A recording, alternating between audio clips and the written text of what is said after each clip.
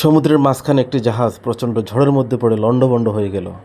সেই জাহাজের এক যাত্রী ভাসতে ভাসতে এক নির্জন দ্বীপে এসে পৌঁছালো।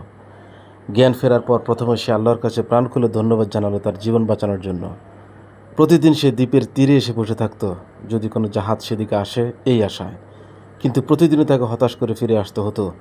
এর মধ্যে সে সমুদ্রের তীরে তার জন্য একটি ছোট্ট ঘর তৈরি করে ফেলল। সমুদ্রের মাছ ধরে এবং বন থেকে ফলমূল সংগ্রহ করে সে বেঁচে থাকতো। এর মধ্যে সে একদিন খাবারের খোঁজে বনের মধ্যে চলে গেল। বন থেকে সে যখন ফিরে আসলো, তখন দেখলো তার তৈরি করা রান্নাঘরের চুলা থেকে আগুন লেগে পুরো ঘরটাই ছাই হয়ে গিয়েছে। তার কালো ধোঁয়ায় আকাশ ভারী হয়ে উঠল। লোকটি চিৎকার করে বলে উঠল, হায় আল্লাহ, তুমি আমার ভাগ্যে এটা কি রাখলে? পরদিন সকালে এক জাহাজের আওয়াজে তার ঘুম ভাঙল। জাহাজটি সেই দ্বীপের দিকে তাকে উদ্ধার করার জন্য আসছিল। সে অবাক হয়ে বলল, তোমরা কীভাবে জানলে যে আমি এখানে আটকা পড়ে আছি? জাহাজের ক্যাপ্টেন জানালো, তোমার জ্বালানো ধোঁয়ার সংকেত দেখে।